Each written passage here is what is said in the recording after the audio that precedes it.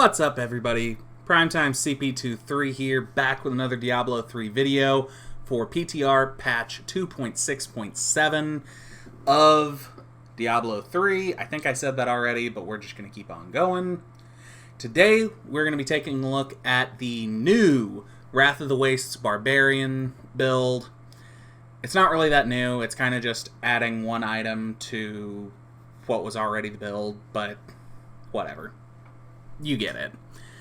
But before we get started with today's video, I just want to remind everybody to please hit that subscribe button if you're enjoying the content, hit that like button, leave a comment down below to let the YouTube algorithm know that you enjoyed yourself, or to let YouTube know that I suck, you know, whatever your choice. As you can see above and below me, I do have a goal of hitting 1,000 Twitch followers and 1,000 YouTube subscribers by the end of 2019. So let's go ahead and get right into it.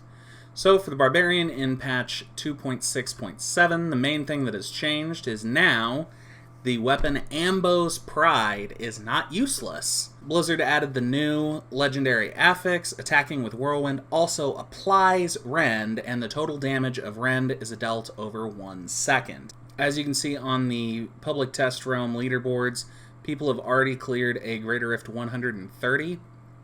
Now the top build is a little different than what we're doing. He's mixing it up with Captain Crimson's and the Wrath of the Waste set. But Ambo's Pride and the Wrath of the Waste set is still the key. As for this other guy, he's got almost 8,000 Paragon, so I don't really count that. But you won't see that during seasonal. So this is kind of proof of concept that this build can push high Greater Rifts. This build right here is proof of concept that it can speed run. So included in gameplay here is going to be a couple of Torment 13 rifts cleared in 3 minutes or less with this exact build. So we've got the 6-piece Wrath of the Waste set. I haven't done a ton of high Greater Rift testing, as I just mentioned. I think ultimately you're going to want to run either Pain Enhancer or Bane of the Stricken. I'm not sure what's going to be better right this moment, but what I am sure of is that you're going to also want to be running the Bolcathos' Oath set, at least for lower Greater Rifts and for Torment farming. Any kind of speed farming, you're going to want to be using the Bolcathos set. Increases your Fury generation by 15, and during Whirlwind you gain 45% increased attack speed and movement speed. So you're just kind of going like hell. For jewelry, got Unity, Obsidian Ring of the Zodiac, and for amulets, you've got a little bit of wiggle room. Personally, Flavor of Time is amazing. It's my favorite amulet right now. The ability to double the time of your conduit, your shield, and your power pylon dramatically reduces the time of your rifts. It's ridiculous how quick you can go when you have a speed pylon the whole time. When you have a shield pylon and you just don't have to worry about damage for 4 minutes. You know, it's just ridiculous. For gems, I'm currently using Bane of the Trapped, Taeguk, and a Boon of the Hoarder. For Greater Rifts, I would swap out Boon of the Hoarder for Pain Enhancer.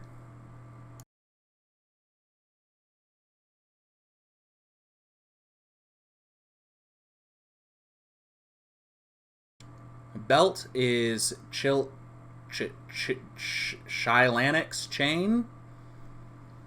No idea how to pronounce that. Never have had an idea how to pronounce it, but we're going to move right on.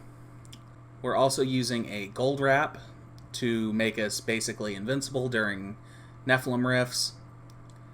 For Greater Rifts, you're going to want to swap out the gold wrap for a Lamentation, which is going to buff the damage on rend, and it can now stack 2 times on an enemy. The ring in the cube is Skull Grasp, which increases the damage of Whirlwind by 400%. And finally, Ambo's Pride, which we've already talked about quite a bit in this video. Finally, I'm using Nemesis Bracers. Mortix Brace is probably going to be the go-to for Greater Rift pushing, but for speed farming, you gotta run Nems. It's just a requirement. You have to. A couple other things that I've been trying to test out. I haven't really put enough time in yet. I never go super hard during the PTR, and I never push during the PTR. I've currently cleared a Greater Rift 95 with this exact setup, but I can't see myself going much higher than that. But a few things that I have been wanting to try, of course, is Istvan's Paired Blades instead of Volcathos weapons for pushing. Strong Arms, I think, could be really interesting with the Whirlwind rune Hurricane, which pulls enemies towards you. Obviously, Mortix Brace is good. You can also use a Ring of Royal Grandeur with this setup, and either A, fit in Captain Crimson's, or B, you can try something like Hexing Pants of Mr. Yan, something like Mantle of Channeling, which is going to be a damage and toughness buff. Or, if instead of going for the extra damage in a Greater Rift, if you want a little more toughness, Pride of Cassius. It's going to increase the duration of your Ignore Pain by 6 seconds. This build is still very new, and there's still a ton of things to test, a ton of testing to do. So, my build is probably not going to end up being the optimal build for speeds. But I know that I can blast through T16 with it, so that's good enough for me.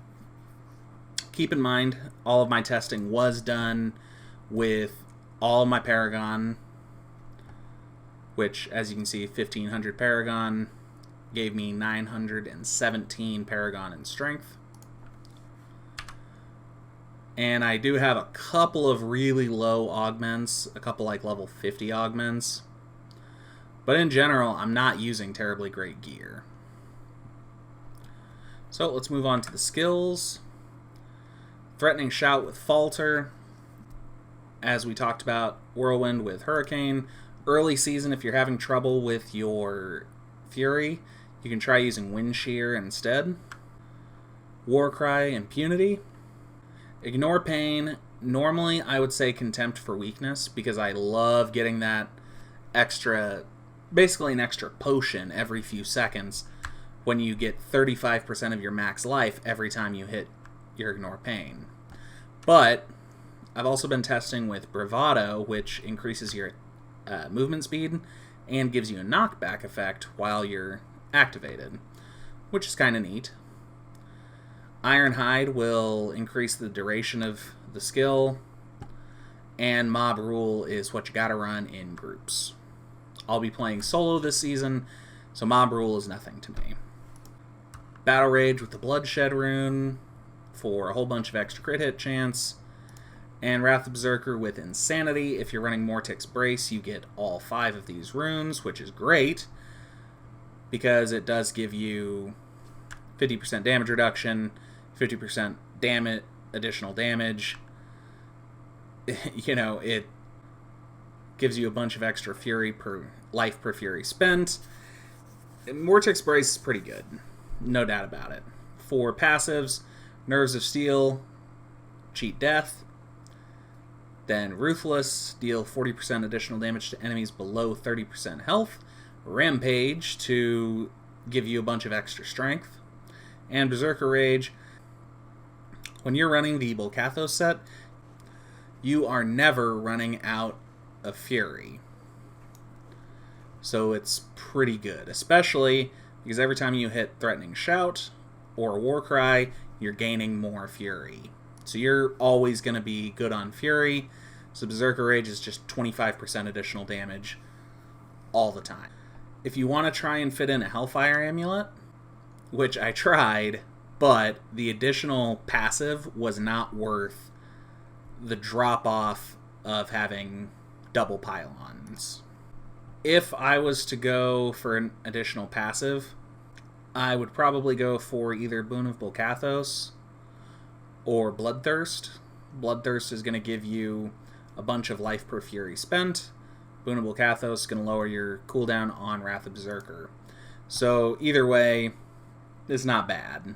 But again, that's only if you are running a Hellfire Amulet instead of Flavor of Time or Squirt's Necklace. So that's going to finish up this video. So a couple more things that I do want to do a little additional testing on. Especially early season, I would be on the lookout for an Ambo's Pride and an Echoing Fury to be your weapons instead of the Bolcathos set, until, of course, you get the Bolcathos set.